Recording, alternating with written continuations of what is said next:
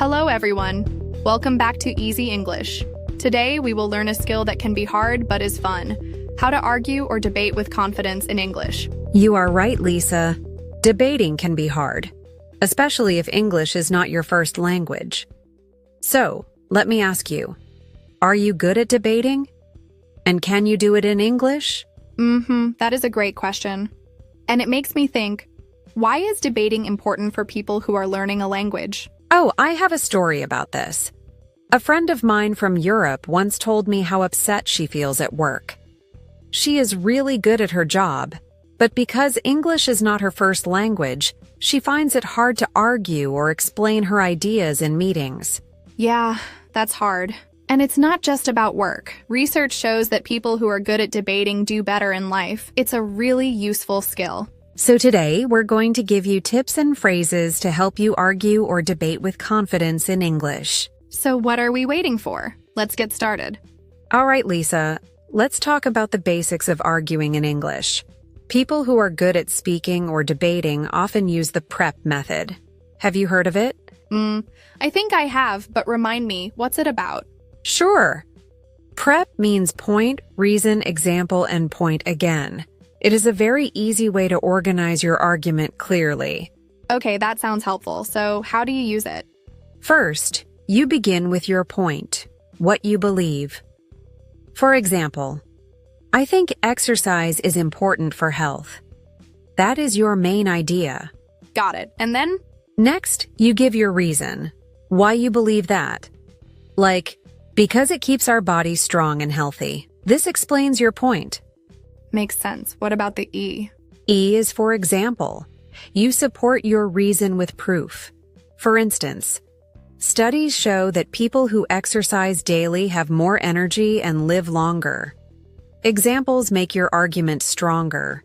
Oh, I see. So you're showing proof to make your point convincing. And finally, you go back to your point to finish it. Like, that's why I believe exercise is important for health. It reminds everyone of your main idea. Wow, that is so easy to understand and well-arranged. Why do you think this way is good for people learning English? Well, it helps you pay attention and talk with confidence, even if you feel nervous. Plus, it's simple to remember. Yeah, and I can see how it stops your thoughts from getting all mixed up, but I also think it's important to learn some key phrases for arguing in English. Can we start with polite and professional ones? Sure. Politeness is really important, especially in formal situations. Instead of sounding too direct, you can say things like, I see your point, but, or, I'd like to add that. Oh, those are good. They sound polite, but still let you say what you think. Do you have any more? Yeah.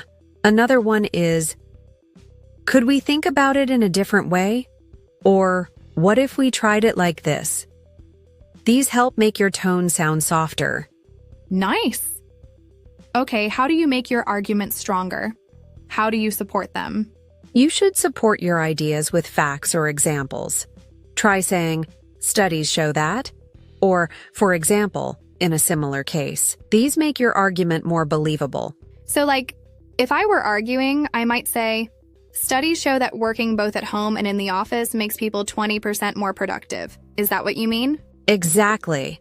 It's all about showing proof to support your idea. Another one is, let me give you an example of why this works. That tells the listener you are about to give proof. Okay, but what if someone disagrees with you? How do you answer without getting upset? Great question. First, agree with what they said. You can say, that's a good point, but, or, I see why you think that. However, this shows you are listening and not just ignoring them. And then you can say something like, even so, the facts still show, or, but I think this way is better. And if you need time to think, you can always say, let me think about it. It gives you a little time to breathe. That's a good idea. Staying calm when answering the other side really makes you sound sure of yourself. Yes, exactly. It's about being polite, but also standing your ground. Now, let's quickly review some of the words we used in this part. Let's start with mandatory. It means something you must do. For example, Wearing seatbelts is mandatory in most countries. Right, so if something is mandatory, you don't have a choice. You must do it. What about perspective? Perspective means the way you see or understand something, your point of view. For example, from my perspective, working from home is better. That's a good one. I like how it shows that people can see the same thing in different ways. Next is handle. What does that mean? Handle means to deal with or take care of something. For example, she handled the customer's complaint very well. It's all about how you react to a situation. And finally, we have counterargument. This one is mostly used in debates. A counterargument is an argument that goes against what you are saying. For example, the counterargument to this could be hybrid work's benefits can be offset by distractions and coordination challenges. So when someone disagrees with you, what they say can be a counterargument, and our job is to answer it with confidence. Now let's talk about how to practice debating in English. Do you have any tips? Yes. A great way is to debate with yourself. Choose a topic, argue one side, then switch and argue the other side. Oh, that sounds fun. So I could say, social media is good because it helps people stay connected. Then switch and say, but it's bad because it wastes time. This helps you see both sides and practice different arguments. Plus, you can do it anytime, even alone. Cool. But for beginners, should they start with easier topics? Yes, definitely. Try simple topics like, is social media good or bad? Or should students wear school uniforms? These are easy and familiar topics to begin with. That makes sense. And when debating, how important is it to control your speaking speed? Very important. Talking too fast can make it hard for people to understand you. Try to speak clearly and not too fast. This way, people can follow what you are saying. Got it. So speaking clearly and slowly is the best way. Any other tips? Yes, always say your words clearly. Make them sharp. And if you are talking face to face, look at the other person's eyes. This shows you are confident and helps keep them interested. Oh, that's good advice. Sometimes I feel nervous and talk too fast, but speaking slowly really helps. And practicing these things will make you sound more confident, even if you are still learning. All right, I'm excited to try debating later. Maybe I'll talk about pizza toppings or something easy like that. Perfect. Start with easy topics and get better step by step. It's all about feeling comfortable. So, let's talk about how to practice debating in English. Any tips for someone who is just starting? Of course. As I told you earlier, a great way is to debate with yourself. Choose a topic, speak for one side, then switch and speak for the other side. It's easy but really helpful. Can you explain that more? How do you actually do it? Let's talk about the topic. Should school uniforms be mandatory? First, choose one side. For example, you can say, yes, uniforms make students more equal. Say your main idea, give a reason, and add an example. Like this. Uniforms stop the pressure to wear expensive clothes. Studies show that students who wear uniforms focus more on studying and less on how they look. Okay, that's one side. Now, you argue against it. No, uniforms stop students from showing who they are. Again, give a reason and an example. Students should show their personality with their clothes. In schools without uniforms, kids can develop their own style and feel more confident. This way, you see both sides and learn new words while practicing confidence. That sounds like a great idea. You are not just learning English, but also thinking deeply. That's right. And you don't need a difficult topic. You can start with easy ones like, is social media good or bad? Or, which is better, cats or dogs?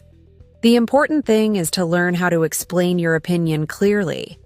Speaking of explaining, should you focus on how you say things too? Yes. How you speak is just as important as what you say. First, control your speed. Speak clearly and not too fast. If you talk too quickly, your words can mix together and people may not understand you. Yeah, I see that when I'm nervous, I talk too fast and my words are not clear. How can I slow down? Try using a timer. For example, take 30 seconds to explain your idea. Focus on saying each word clearly. Say something like, I think technology makes education better because it gives students access to online courses and virtual classrooms. Speak slowly but naturally. I like that. And what about body language? Does that matter? Absolutely. If you are in a face-to-face debate, looking people in the eye is very important. It shows you are confident and helps keep your audience interested. You can also move your hands to highlight important points. For example, you can hold up one finger when listing an idea, or spread your hands to show balance. Oh, that's a great idea. It makes your argument more interesting. But what about feeling nervous? Sometimes it's hard to focus because of that. That's completely normal. One way to feel less nervous is to prepare ahead of time. Write down a few sentences you can use, like, "That's an interesting point, but I have another idea to share." Or, "I understand what you're saying, but I think there's another way to look at it." Having these ready can help you feel more confident. Oh, I love that. It's like having a backup plan. And the more I practice, the less scary it feels, right? Yes, the more you practice debating, whether alone, with a friend, or in front of a mirror, the easier it gets. You will get better at thinking quickly and explaining your thoughts clearly. All right. I'm definitely going to try this later. Maybe I'll start with a fun topic like, which is better, pizza or burgers? Perfect. Keep it simple. Focus on how you speak and enjoy it. You'll get better before you know it. Critical thinking. This means being able to study and understand information or ideas to make good decisions. Example, debating helps improve your critical thinking because it makes you think about different ideas. Moderate. Moderate means average, not too much and not too little. Example, speak at a moderate speed so people can understand you easily. Deliberately. This means doing something in a careful and planned way. In person. This means meeting face-to-face instead of online or on a call. Example, in-person debates let you use body language to make your point stronger. All right. Before we finish, we just want to say that debating in English is not only about winning arguments. It helps you share your ideas clearly, gain respect, and stand out in work and social situations. And think about it. Whether you're in a meeting, giving a talk, or just having a friendly chat, good debating skills can really make you shine. That's true. It's not only about what you say, but also how you say it. Debating helps you think carefully, answer quickly, and speak with confidence. All of these are important for success. Thank you so much for joining us. Every time you practice debating, you get better at English. That's right. Keep practicing, stay confident, and we'll see you in the next episode. Bye for now.